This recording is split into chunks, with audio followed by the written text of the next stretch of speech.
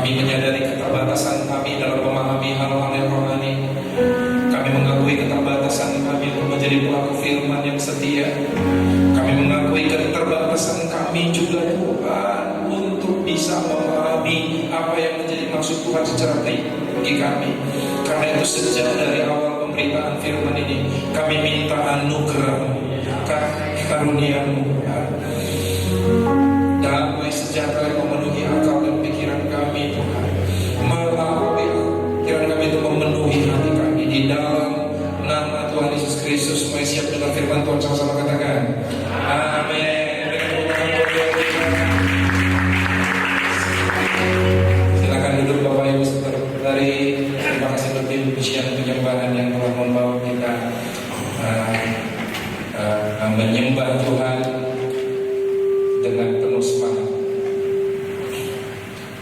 Oke, apa kabar semuanya? Luar biasa gitu jawabannya gitu ya. Luar biasa, benar-benar luar biasa. Kalau luar biasa, salam kiri kanannya bilang kamu ganteng sekali, kamu cantik sekali. Oke, paling tidak dia seperti kemarin sudah mandi dulu ya. Oke, perkenalkan, nama saya Pendeta Tommy Simanjuntak. Saya, dari nama saya saudara tahu saya orang Jerman ya. Ada yang Jerman juga sebagai saya sini? Oh, ada beberapa ya. Oke, saya dipercayakan Tuhan menggembalakan GKPB Gereja Kristen Perjanjian Baru dengan MDC Masa Depan Cerah ya. MDC Jakarta di Wisma 76 Selipi. Tapi rumah saya di daerah Tangerang juga, di Geraha Raya, di Taruh, daerah Alam Sutra, saudara. Senang bisa bertemu dengan saudara. Pertama kali saya di sini. Saya menikah dengan istri Ainis. Jadi begitu mix, anaknya ganteng-ganteng, cantik-cantik, saudara ya. Jadi yang muda boleh pertimbangkan ya, campur ya. Oke. Hari ini saya diminta untuk menyampaikan tema Save. Selamatkan untuk menyelamatkan. Sama-sama katakan, saya diselamatkan untuk amankan. Saya akan mulai dengan tujuan hidup.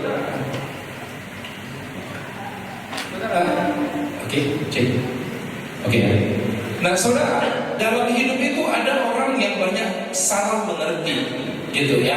Mereka salah memahami bedanya tujuan dengan kemajuan. Sama-sama katakan saya, tujuan, kemajuan. Ada yang tahu bedanya tujuan sama kemajuan? Seringkali orang menyalahmengertikan, salah menganggap bahwa kemajuan hidupnya atau pertambahan tambah majunya dia sebagai tujuan, padahal kemajuan tidak bisa menggantikan yang namanya tujuan. Misalnya saudara naik angkot, ibu saudara ya, masih ada angkot nggak sih zaman sekarang? Masih ada di sini ya, masih ada ya. Oke, saudara naik angkot, tidak ada tujuannya di situ, tidak ada nomornya, arahnya kemana. Saudara stop, lalu pertanyaan saudara kepada si supir, kalau saudara mau pergi ke satu tempat, pertanyaan saudara kepada supirnya apa saudara? Pertanyaan tentang apa? Tujuan, mau ke mana? Betul saudara ya? Itu pertanyaan tentang tujuan, mau ke mana? Bagaimana kalau seandainya si abangnya walaupun ganteng saudara, abang sopir, dia bilang gini, ketuaan lu deh nanya-nanya tujuan. Yang abang jamin kalau ada yang naik mobil abang, naik angkot abang jamin maju. Abang jamin bergerak maju. Naik nggak saudara? Kita akan mau naik seseorang yang menawarkan kemajuan tanpa apa? Tujuan. Tapi lucunya ada banyak. Misalnya nih anak-anak muda nih, anak-anak muda terutama cewek-cewek, abangnya persis kayak supir angkot. Dia nanya gini, dek kawin sama abang dek. Itu sebenarnya dia lagi ngajak si adik naik angkot kehidupannya, saudara ya. Karena kalau dia lagi ngajak, pertanyaan waras pertama yang harus ditanyakan si cewek harus apa saudara?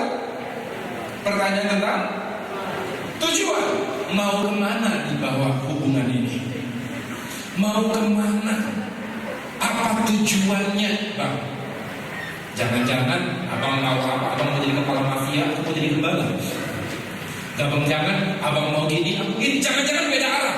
Seharusnya pertanyaannya tentang tujuan. Lalu begitu si adiknya nanya, mau kemana di bawahnya hubungannya? Lalu si abangnya persis mentalitas tukang angkor.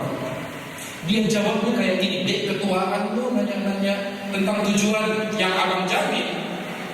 Kalau hari ini abang naik motor, kita naik motor, tahun depan naik mobil.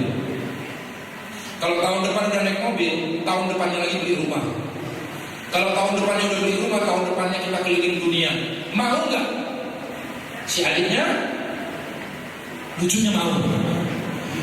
Lucunya kita mau, kita tertarik sesuatu yang apa saudara?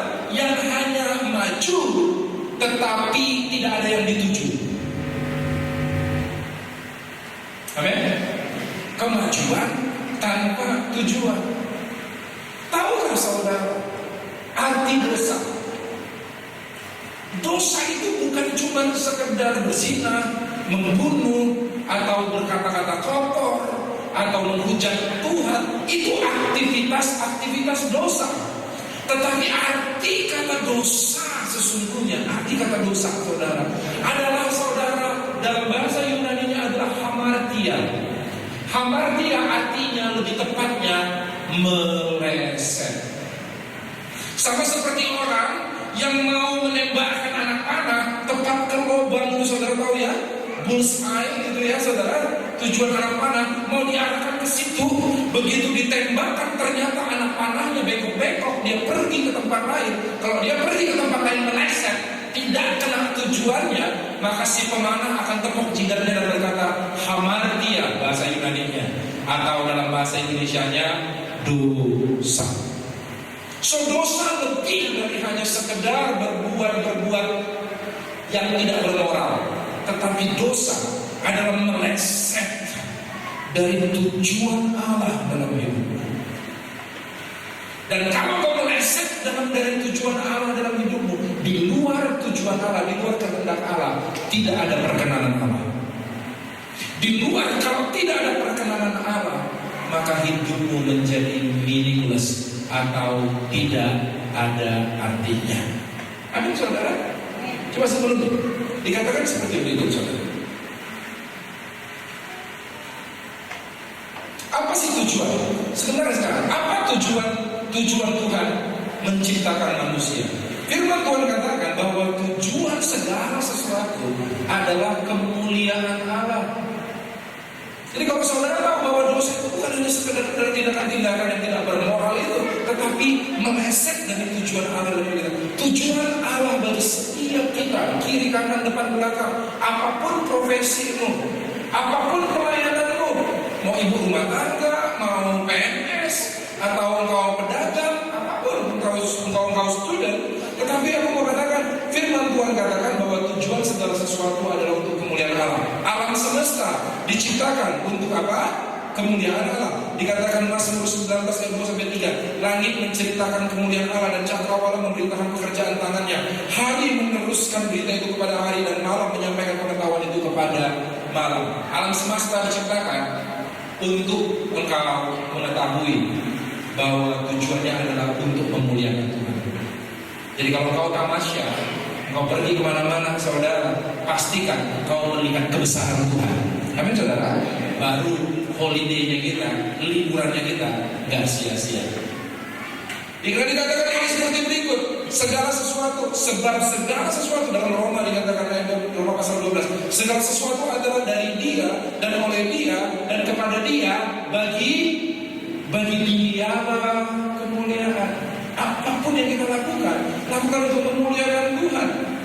Paulus bilang gini, kalau kau makan, kalau kau minum, kau tidur, berbaring, kau melakukan apapun, lakukan semuanya untuk kemuliaan Tuhan. Karena memang itu tujuannya. Manusia diciptakan apa? Yang paling bawah Yesaya 43 ayat 7 dikatakan seperti berikut. Semua orang yang disebutkan dengan namaku. Kalau di KTP-mu disebut Kristen, Kristen artinya pengikut Kristus. Kristus adalah nama Tuhan kita. Kalau ada nama Tuhan kita di ID-mu, saudara, di KTP-mu, maka firman Tuhan kata seperti berikut: semua orang yang disebutkan dengan namaku, kuciptakan untuk apa tujuannya? Kemuliaan. So, kalau mau disingkatkan, apa tujuan kita hidup di dunia ini? Satu, sama-sama katakan, memuliakan Tuhan. Itu satu-satunya tujuan hidup kita. Jadi dosa bukan hanya sekedar bertindak jahat.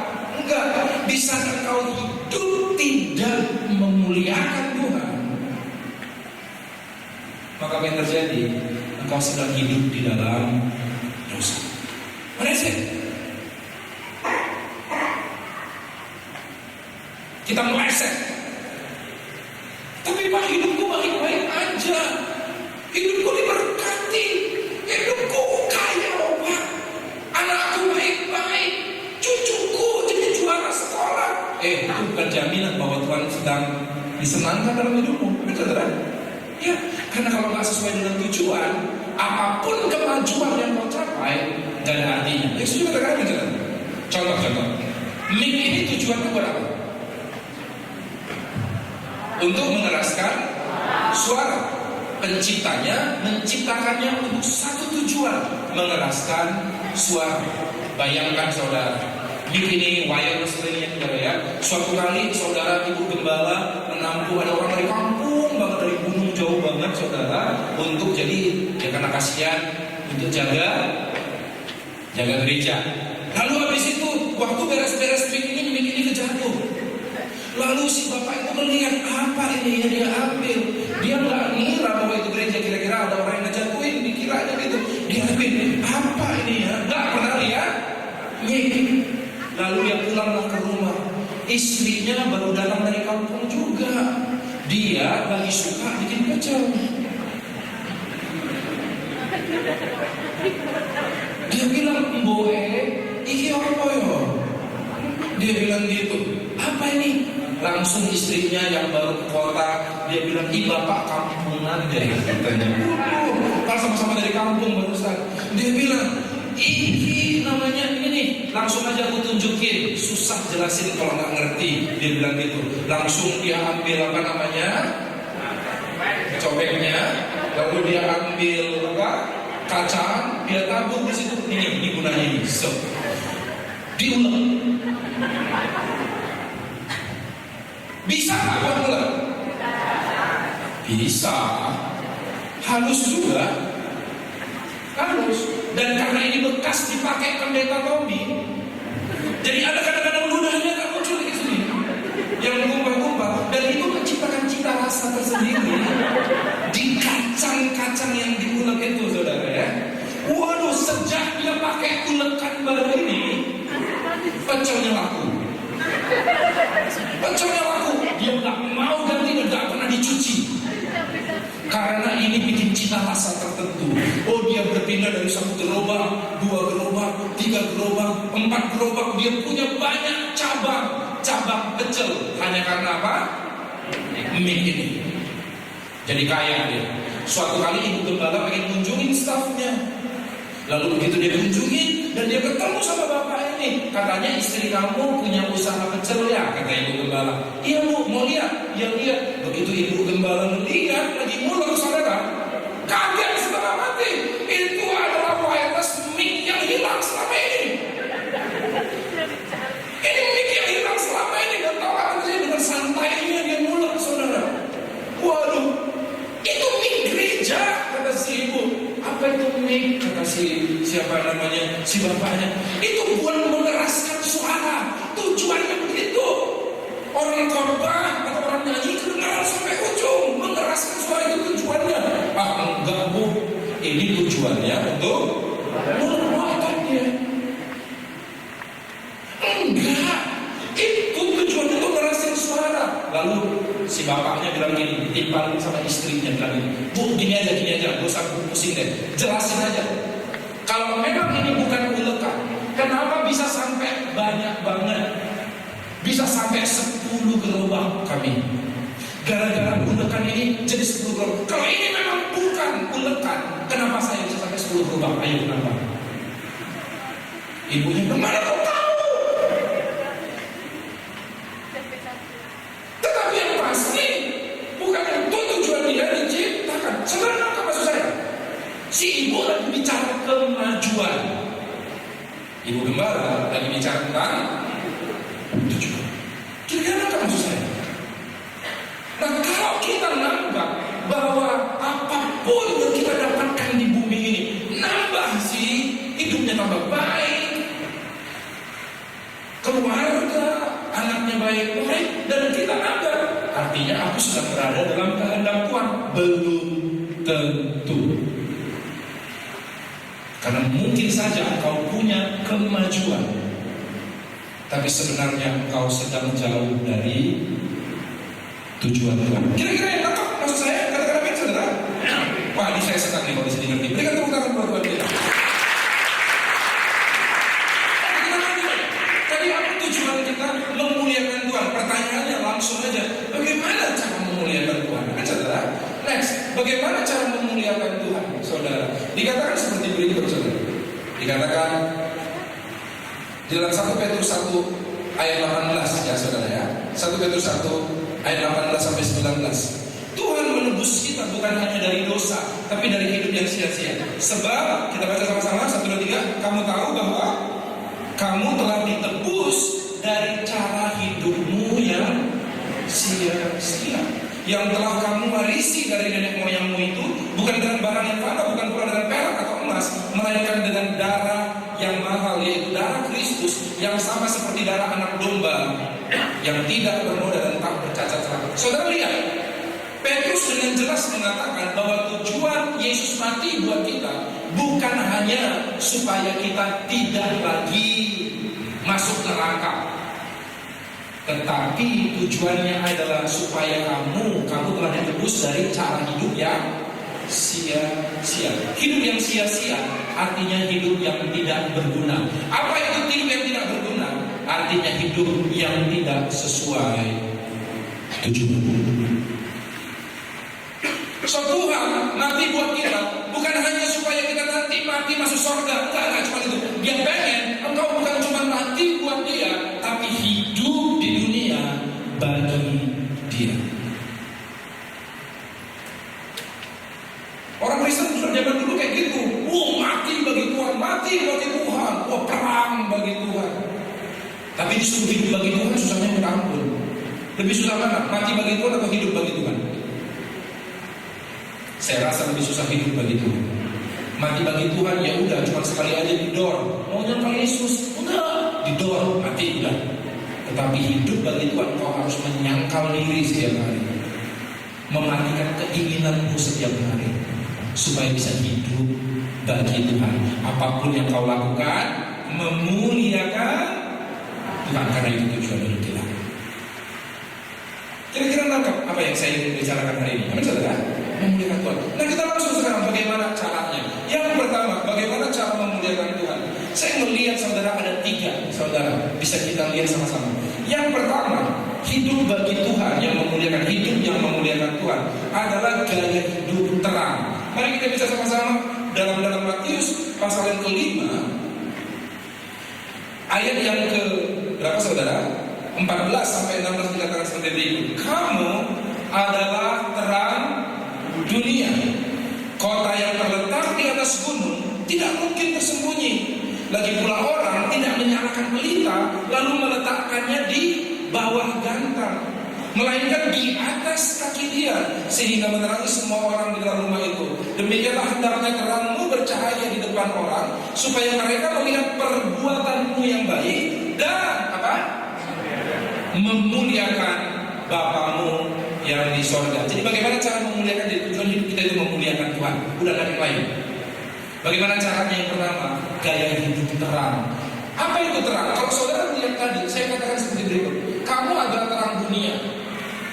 Kalau memang saya adalah terang, ini pertanyaan banyak orang, kenapa sekeliling saya gelap, Pak? Masalahnya bukan kamu. Yesus bukan katakan kamu akan menjadi terang. You will be the light. Enggak. Ini kalimat present tense kalau bahasa Inggrisnya. Kamu adalah terang. Kamu gak perlu ngapa-ngapain, kamu adalah terang. Lihat kiri kanannya katakan kamu adalah terang. Tetapi kenapa sekelilingmu gelap? Kenapa orang-orangmu gelap? Keluargamu gelap, kantormu gelap, dan lain sebagainya. Sederhana. Karena masalahnya bukan masalah kamu tidak memancarkan terang. Karena terang yang sejati itu sudah ada di dalam kamu, saudara. Itu Yesus Kristus terang sejati itu. Yohanes pasal 1. Kalau sekeliling saya, masalahnya adalah posisi. Sama-sama katakan saya posisi. Kamu adalah terang dunia. Terang dunia. Kota yang terletak di atas gunung. Atas itu posisi, tidak begitu sembunyi. Tidak ada orang menyalakan pelita lalu meletakkannya di bawah gantang. Itu posisi. Melainkan di atas kaki dia. Itu posisi. Jadi kalau orang tidak bisa merasakan terangnya, bukan karena engkau tidak memancarkan terang, tetapi salah posisi. Lampu ini terangnya Tommy. Kalau dia diletakkan di atas Tommy. Kalau dia diletakkan di bawah, dia menerangi lantai bawah. Di bawah lantai ini, saudara, menerangi ke bawah. Maka dia tidak bisa menerangi saya. Waktu Tuhan katakan kamu adalah terang dunia, itu artinya standarnya kamu harus di atas dunia, baru kamu jadi terang. Kalau hidupmu sama kayak orang dunia, nggak ada bedanya, nggak ada gunanya. Orang dunia merampok, kamu merampok. Orang dunia curang, kita curang. Orang dunia nyogok, kita nyogok. Kau nggak akan bisa jadi terang dunia. Terang dunia itu akan dilihat orang apabila posisimu di atas standar dunia. Apa standarnya, saudara? Apa aja, dalam hal apa aja? Keluargamu. Kalau dunia standarnya pernikahan yang baik itu yang sekedar nggak cerai. No, anak Tuhan jangan cuma standarnya nggak cerai. Standarmu di atas standar dunia karena kamu terang dunia. Itu hidup yang memuliakan Tuhan. Yaitu apa? Hidup pernikahan kami manis. Ada pengampunan, ada kasih, ada kemesraan setiap hari. Itu baru jadi terang. Kalau cuma sekedar bertahan nggak cerai, saudara, di kampung-kampung nggak bertahan pun nggak cerai, saudara. Bukan karena sayang Tuhan, karena malu aja bercerai. Amin, saudara. Standarmu. Suatu kali ada anak datang saya, Pak Tommy tolong doakan saya mau menjadi ketua kerohanian di kampus. Pertanyaan saya bukan berapa banyak jam doamu. Saya tanya sama dia, berapa IP-mu? Ya itulah Pak, 2,0 Pak. Kamu katakan kamu mau jadi terang bagi kampus dengan IP segitu. Jangan coba-coba ngedaftarin diri. Benerin IP-mu, benerin nilaimu. Kalau udah bagus, baru datang lagi sama saya. Gua gak mau doain. Karena gak ada gunanya. Dunia melihat apa yang kelihatan. Ini saudara, standar dunia.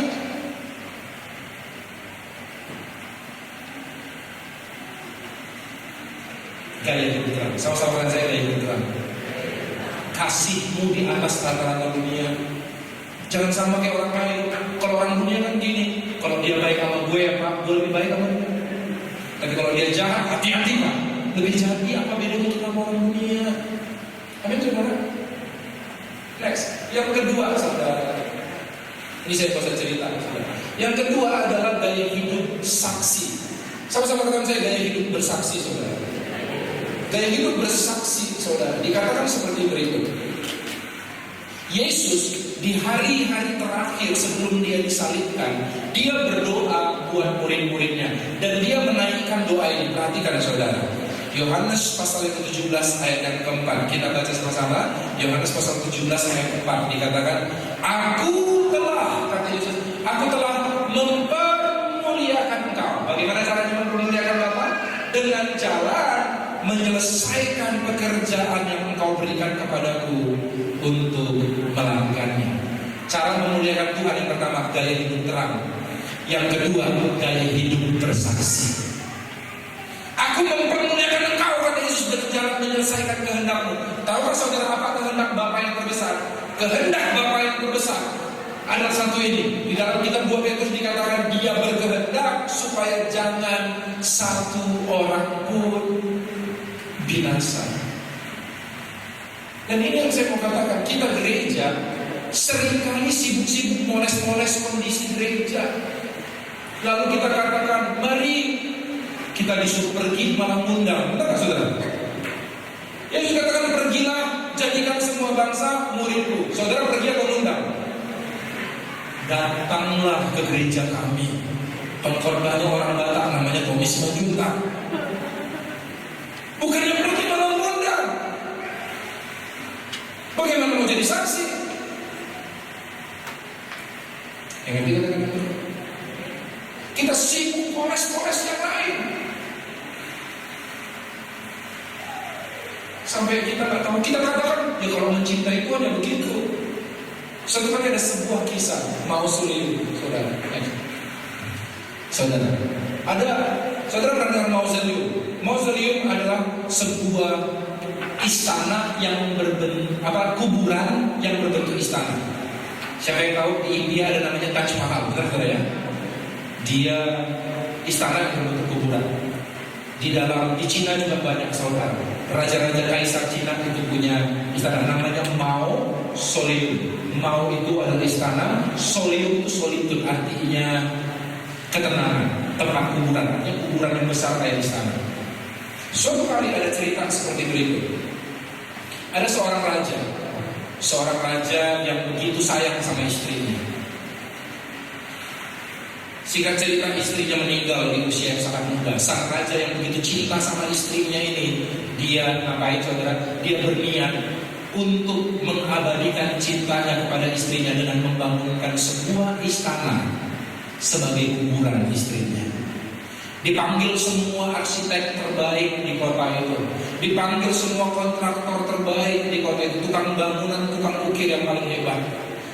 Mau dibikin istana atau kuburan yang lebih megah daripada istana sang raja sendiri, karena bukti cintanya. Betul ya? Karena bukti cintanya. Singkat cerita, saudara, raja bolak-balik revisi. Oh ini gak boleh, karena dia bilang untuk orang yang aku cintai, istriku, harus yang terbaik. Waduh, revisi sana revisi sini revisi, setelah sekian banyak revisi, akhirnya raja setujui satu desain dan sekarang mulai dibangun. Dibuat bangunan itu bertahun-tahun lamanya karena sang raja bilang harus sempurna, karena ini untuk orang yang aku cintai. Kalau yang cinta nggak boleh setengah-setengah, yang terbaik. Lalu tahu nggak yang terjadi saudara? Waduh, begitu dia dibangun, singkat cerita hampir selesailah bangunan itu. Sang raja inspeksi untuk terakhir sebelum finishing. Dia melihat dan puas dengan semua hasil kerjaannya, sempurna ukirannya, bangunannya megah, keren banget. Lalu karena ini adalah inspeksi terakhir, dia masuk ke sebuah ruangan yang tidak pernah dia kunjungi sebelumnya. Itu masih gelap karena belum dipasang lampunya. Tiba-tiba dia tersandung sebuah peti dalam ruangan yang gelap itu. Begitu dia tersandung, tulang keringnya biru saudara, dia jatuh. Lalu dia ngamuk-ngamuk, dia tendang peti yang berat itu saudara. Dia katakan, apa ini? Kontraktornya bilang, nggak tahu, dari awal kita ngebangun di situ kita nggak berani sentuh. Arsitek ini apa nih? Nggak tahu juga. Kita dari awal juga udah begitu. Kira punya raja, soalnya bagus kayak petinya. Aku nggak tahu ini apa, dia bilang. Dan gara-gara peti ini, aku apain? Aku tersandung, aku jadi buka. Lalu kira kalau memang nggak ada gunanya kamu nggak tahu apa, bawa keluar. Dibawa keluarlah, dibuang ke jurang, hilanglah. Lanjutkan finishing itu, istana selesailah. Sang raja mengundang raja-raja negeri tetangga untuk merayakan peresmian mausoleum ini. Mausoleum, istri, istana yang untuk istrinya ini. Setelah pesta, dia dapatkan pujian begitu banyak dari semua raja negeri tetangga. Dipuji.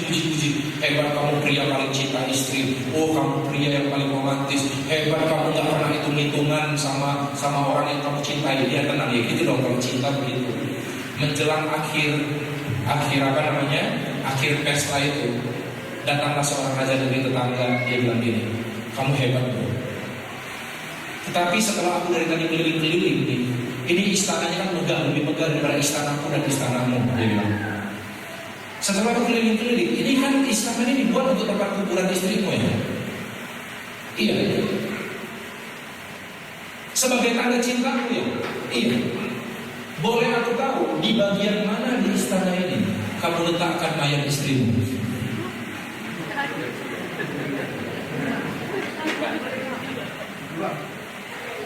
Dia panggil arsitek, tunggu sebentar ya.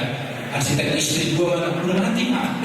Iya, tapi di mana? Aduh, dulu banyak banget revisi sampai kita udah nggak tahu lagi. Kontraktor ditanya, kamu tahu nggak peti istri saya di mana? Nggak tahu pak. Saudara tahu nggak mereka di mana? Dia benar semua tadi. Akhirnya setelah dia tanya nggak ada yang tahu, dia kembali ke raja negeri tetangga yang tanya itu, dia bilang, aku kehilangan istriku. Akhirnya malam yang tadinya ditujukan untuk ujian baginya menjadi malam olok-olokan buat dia. Karena seorang raja menunjukkan cinta yang besar kepada pribadi yang dia cintai, tetapi dia kehilangan pribadi yang dicintainya itu. Saudara, seringkali waktu setelah kita terima Tuhan Yesus, tahu kan kita berusaha menunjukkan cinta kita kepada Tuhan dengan apa? Pelayanan yang excellent, benar nggak saudara? Musik yang bagus, penyanyinya harus hebat di audisi, kalau nggak bagus nyanyinya nggak boleh manggung. Kita renovasi bangunan, kita bikin acara ini, acara itu, retreat ini, retreat itu. Alasannya karena kita cinta dengan Tuhan Yesus. Kita harus berikan semua yang terbaik. Tanpa sadar waktu kita melakukan semuanya itu, kita kehilangan justru pribadi Yesus. Karena hati Yesus sesungguhnya tidak ada di dalam gedung atau cuma sekedar alat musik atau nyanyian. Ini hanya alat bantu. Hati Yesus sesungguhnya ada di jiwa-jiwa. Tetapi kamulah bangsa yang terpilih, imamat yang rajani, bangsa yang kudus, umat kepunyaan Allah sendiri, supaya tujuan Tuhan mengangkat engkau jadi umat pilihannya, supaya, kata supaya itu artinya tujuan, kan saudara?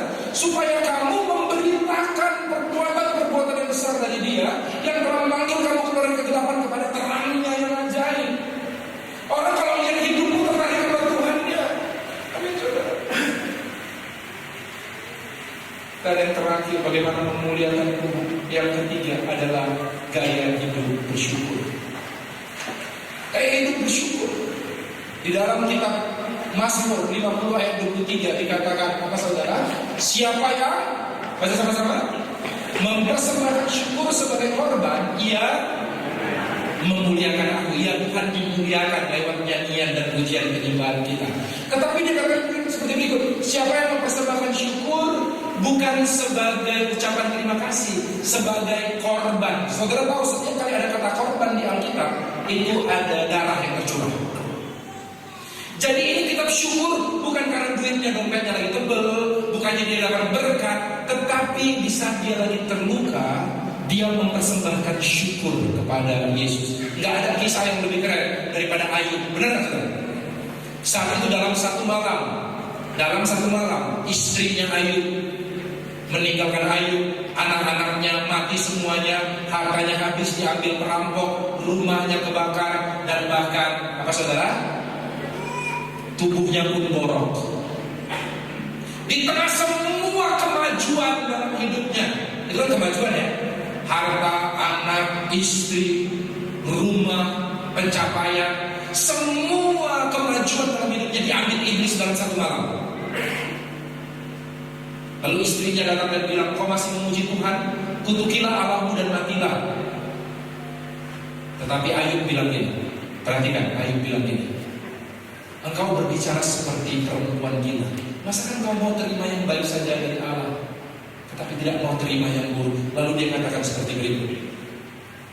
Perhatikan saudara, di dalam Ayub, maka berdirilah, Ayub 1 ayat 20. Kita baca sama-sama 1, 2, 3. Maka berdirilah Ayub, lalu mengoyak jubahnya dan mencukur kepalanya.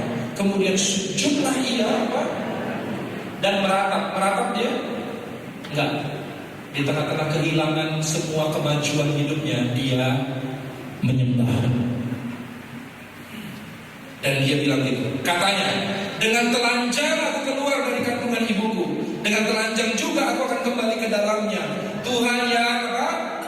Memberi, Tuhan yang mengambil, terpujilah nama Tuhan. Barang siapa mempersembahkan syukur sebagai korban, dia memuliakan Tuhan.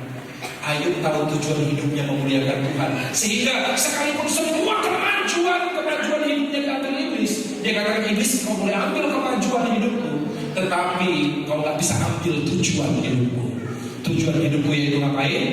Memuliakan Tuhan. Dikatakan puji Tuhan. Saya mau selesai. Saya boleh minta pemain Tuhan untuk ada di sini. Saya akan tutup dengan satu cerita, saudara.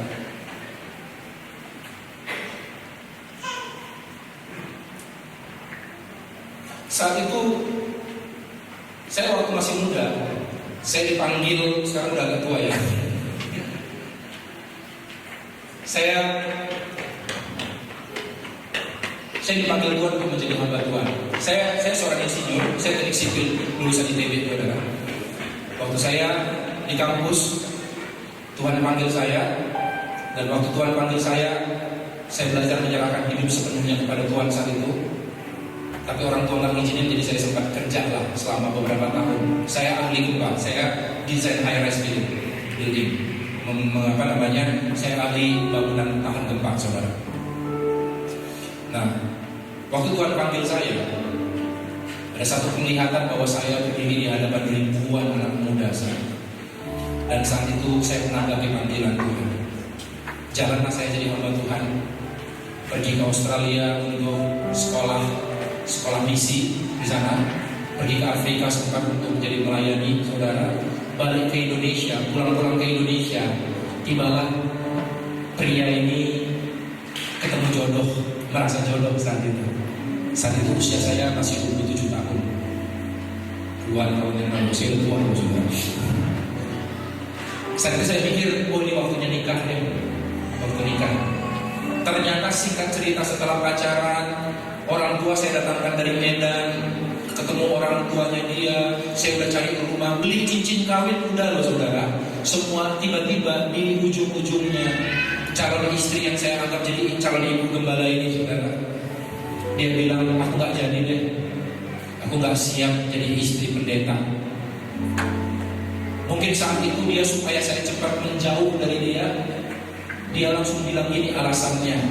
Namanya saya jadi hamba Tuhan dan saya benar-benar serius melayani Tuhan. Dia bilang, habis gajimu gak 2 digit, katanya gitu. Saudara, saya terhina banget saudara. Bukan gak bisa dapatin gaji segitu mah gampang banget, tapi saya terhina banget. Dan begitu karena sakit hati sama calon istri ini, akhirnya Tuhan yang saya hukum. Saya akhirnya berhenti jadi hamba Tuhan saat itu. Saya kecewa. Tuhan, aku gak kurang-kurang yang melayani Tuhan. Aku gak minta macam-macam, cuma minta istri, susahnya minta ampun. Lalu aku mulai bisnis. Jemaat kita yang punya banyak bisnis, dia letakkan saya di salah satu bisnisnya, saya jadi direktur dengan cepat saat itu. Uang yang dia bilang 2 digit itu gampang banget, dengan cepat dapat. Saya bisnis, saya tinggalkan pelayanan saat itu saudara. Lalu apa yang terjadi saudara? Ya saya pengen dapetin, tapi toh setelah saya dapatkan semua juga kemajuan itu, toh istri saya, calon istri saat itu atau pacar itu, dia nggak mau juga balik sama saya. Tujuan saya sukses saat itu karena ada pendapat yang berkata seperti berikut: di balik setiap pria sukses selalu ada mantan yang menyesal. Benar saudara? Jadi tujuannya pengen pembuktian diri aja. Biar waktu di saat jauh, sekarang lu nyesel kan JM. Ini pengen gitu. Singkat cerita, saya udah gak mau lagi jangkau jiwa. Kristen aja lah, udah kecewa sama Tuhan. Aku diselamatkan, tetapi gak ada lagi kerinduan untuk menyelamatkan yang terhilang. Gak berhenti baik. Semua jadwal saya batalin semua jadwal khotbah. Kerja. Yang penting cuan. kecuanan yang Maha Esa. Ya, cuan nomor satu. Singkat cerita, suatu kali saya lagi kerja, saya ditelepon satu kampus di Jakarta Selatan. Dia bilang, Kak Tommy, jangan lupa ya, kita ada jadwal khotbah Paskah nih. Khotbah Paskah di bareng mahasiswa. Saya lihat jadwal saya pun ternyata saya lupa batalin. Masih ada yang tersisa, padahal saya udah gak ada hati lagi buat melayani Tuhan. Aduh, boleh digantiin nggak? Aduh Pak, nggak bisa lagi cari. Ya udah deh, Kak, jangan lupa khotbahnya nggak di kampus kami ya. Kita khotbah mengadakan acaranya di Panti Cacat Ganda Dwi Tuna namanya. Di Jakarta ada di Keramat Jati, saudara. Ada Panti Cacat Ganda. Orang-orangnya menyedihkan semua itu. Oke deh, saya pikir saya datang, masih ada sisa catatan khotbah, saya khotbah, habis itu pulang. Udah gak ada hati lagi buat melayani. Gak ada lagi. Udah kecewa sama Tuhan. Minta kawin aja susah banget. Lalu tahu nggak apa yang terjadi, saudara? Saya duduk paling depan, saya begini ngeliatin, ayo cepat. Lalu WL-nya nyanyi. Setelah nyanyi udah mulai lagu lambat, saya tahu sebentar lagi khotbah. Saya udah siap-siap, habis itu khotbah sebentar, udah langsung pulang aja, udah males khotbah gini. Saya nggak suka lagi pelayanan, nggak suka memberitakan tentang Tuhan lagi, beneran, udah kecewa sama Tuhan.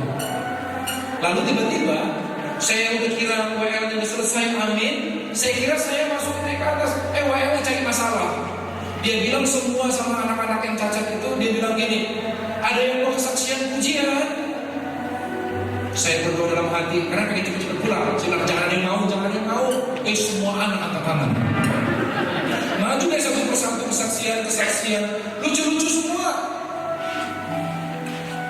Ada anak yang waktu main gitar, yang intro masih ngadep depan, waktu ending udah ngadep belakang gitu ya saudara ya. Ada yang puisi, joget-joget. Semua anak yang cacat ganda itu saudara, lucu-lucu, manis-manis, tetapi menyebalkan bagi hamba Tuhan yang lagi kecewa itu. Singkat cerita, ada angin segar. WL-nya bilang gini, adik-adik terakhir ya, siapa yang mau? Saya bilang, jangan yang mau, biar langsung khotbah. Ternyata masih ada yang mau, 2 anak kembar. Terus kok, 2 anak kembar, cantik, usia sekitar 5 tahun, rambutnya pirang putih, cantik sekali. Matanya tapi putih, buta. Saya nggak tahu cacat satu lagi apa, kebanyakan cacatnya ganda di sini. Mereka dibawa gurunya ke depan, sambil senyum-senyum di depan. Lalu waktu saudara, waktu di depan, guru nanya, kalian mau ngapain? Kami mau nyanyi, kata 2 anak kecil yang cantik itu, tapi buta. Nyanyi lagu apa? Dia nyanyi lagu ini. Coba dari C.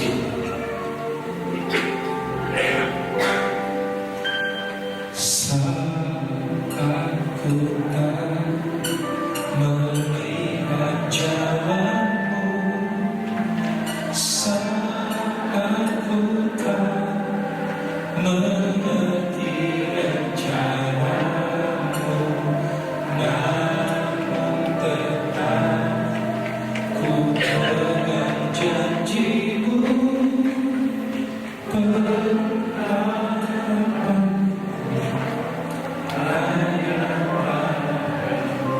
Dua anak itu nyanyi seperti itu.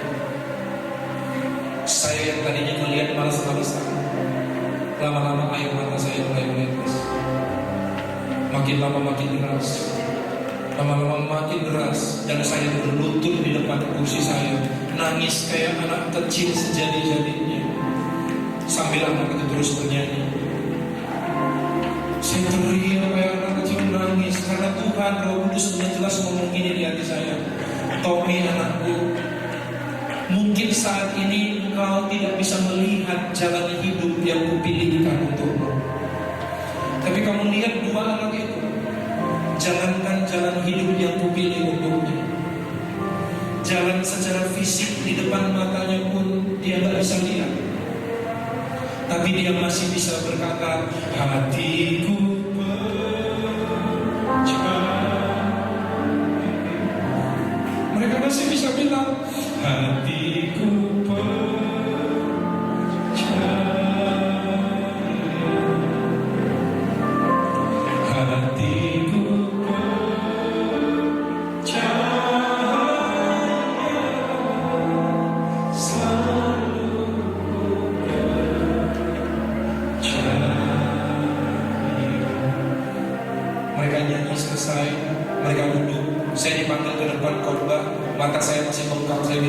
hari ini bukan saya yang khotbah buat adik-adik. Adik-adik yang udah khotbah buat saya. Pulang dari situ saya pergi ke Ungaran untuk meluruskan hati saya di pondok doa yang semakin sana. Saya katakan, Tuhan, aku luruskan sikap hatiku. Sejak saat itu saya putuskan untuk seumur hidup saya, siapapun yang tanya saya akan katakan saya hamba Tuhan. Dan tujuan saya, apapun yang saya lakukan, adalah supaya setiap orang bisa mengenal Tuhan yang kusembah.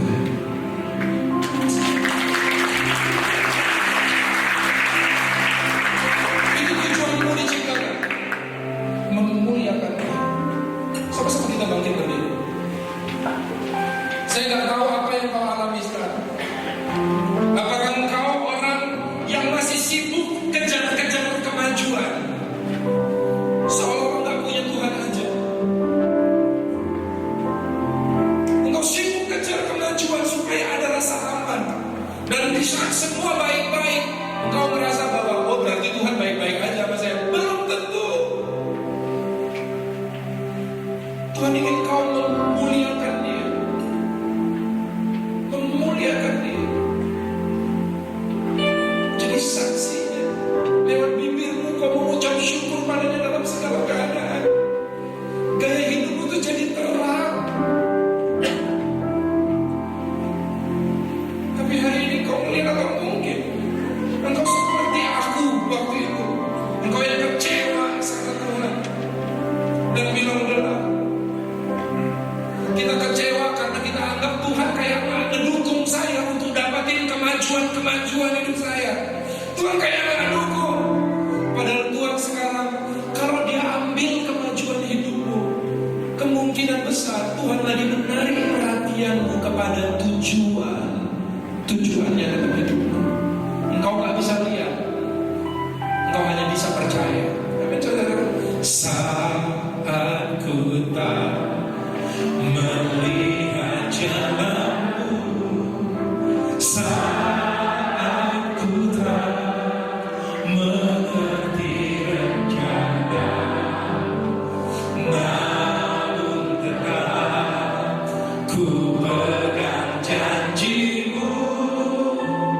Pengharapanku hanya pada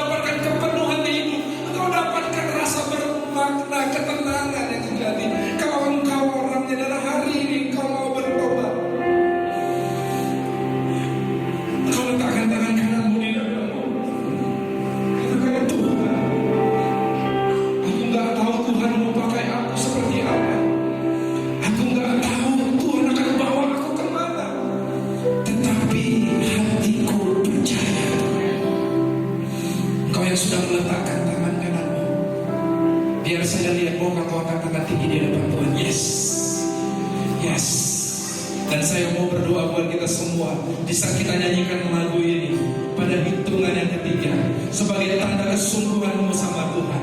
Gak usah melihat kiri kanan. Ini komitmenmu sama Tuhan. Engkau maju ke depan. 1, 2, 3. Hatiku. Mari maju ke depan. Maju ke depan. Silakan. Silakan. Serahkan hatimu kepada Tuhan. Serahkan hidupmu kepada Tuhan.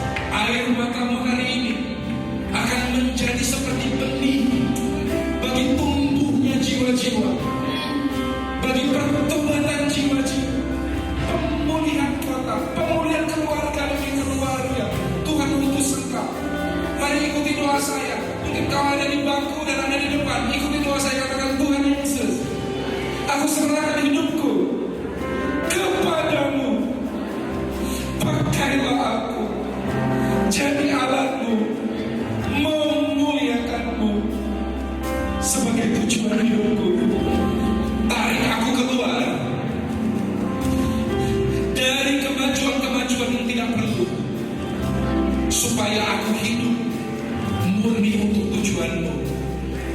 Dan sepanjang aku mengejar tujuan itu, biarlah segala yang baik yang aku butuhkan untuk memuliakan namamu ditambah-tambahkan dalam kehidupanku. Di dalam nama Yesus Kristus, semua yang percaya katakan sama-sama, hatiku percaya.